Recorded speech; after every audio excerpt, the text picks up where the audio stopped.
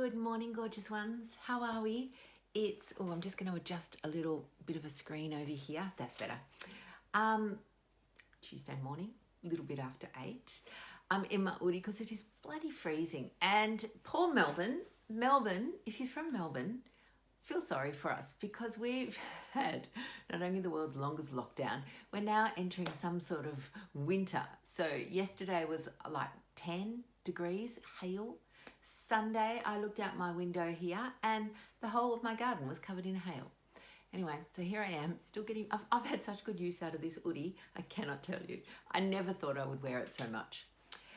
Today I'm talking about stress and how stress causes weight gain. Now, somebody put a little, can you explain it yesterday? So yes, here I am. So when we're stressed, there is a stress cycle. Morning, Alani, gorgeous girl. There is a stress cycle, and in the stress cycle, yes, thanks, Susan, it is freezing. In the stress cycle, it is meant to end. So stress was designed for us to keep us safe, okay? It is a very good mechanism to keep us safe.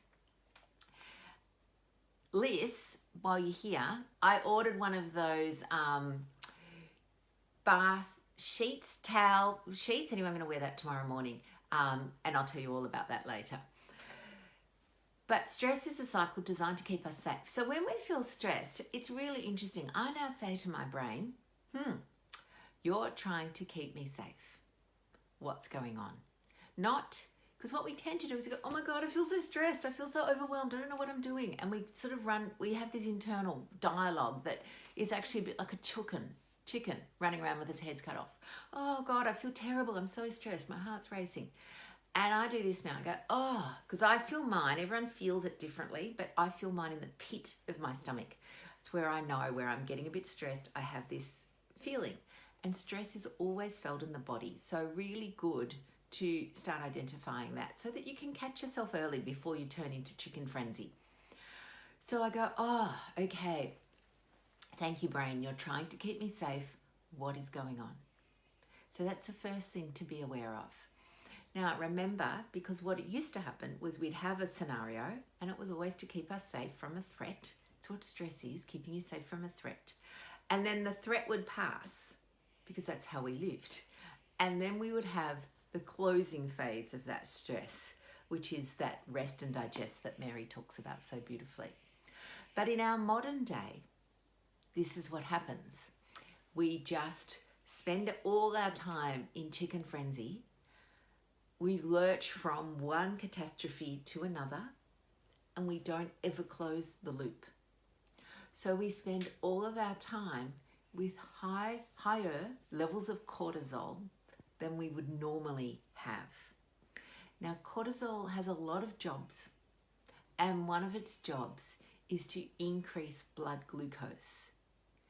Now, it does that because, again, it's thinking that we have to run from something, that it's a physical threat. So it's very helpful.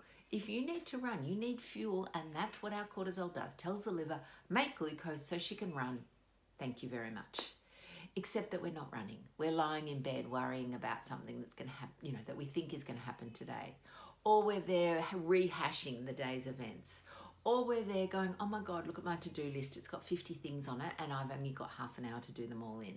So none of those require glucose. So then what happens is that our body's got high levels of glucose, higher, okay, not ridiculous, but higher. And when you're already insulin resistant, your body's going, right, well, let's put this glucose away. We don't want this. So we move it back into our woodshed. If you don't know what I'm talking about, download our free book on weight loss is all about hormones, and it will go through the whole thing. So basically, it locks your shit. So you then have this situation where your body is creating glucose and storing it, creating it and storing it, creating it and storing it. So you're not burning anything that you ingest because your body's doing it all. So that's the system. So really, really stress. I mean, if anyone listens to our podcasts, morning, Annette, then you will know that they're in Just recently, we did a whole episode on how stress is harmful to our health, and then meditation magic, which also kind of gives you some scenarios about it. One of the things that we are announcing this week is Dr. Mary's doing a masterclass, and it's Tuesday the 23rd, so next Tuesday, so a week away. Free masterclass on navigating Christmas, because Christmas is one of those stressful times, right? So she will give you lots of tips, and in fact, I actually just wrote an email on actually the fact that tips can be unhelpful, because tips without understanding why your body and brain are thinking, or your brain is thinking the way they're doing it, tips can just be annoying. So tips can be things like, when you read those blogs in Body and Soul and stuff, and they go, drink water. Yeah, right. I don't think so. We need to really understand your mind. So if you want to register, please do so. It's free, but you do need to register. It's going to be held on Zoom. And the registration page is rlmedicine.com/thrive.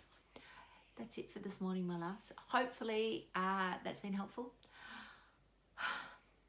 Come on, summer. Come on, sunshine.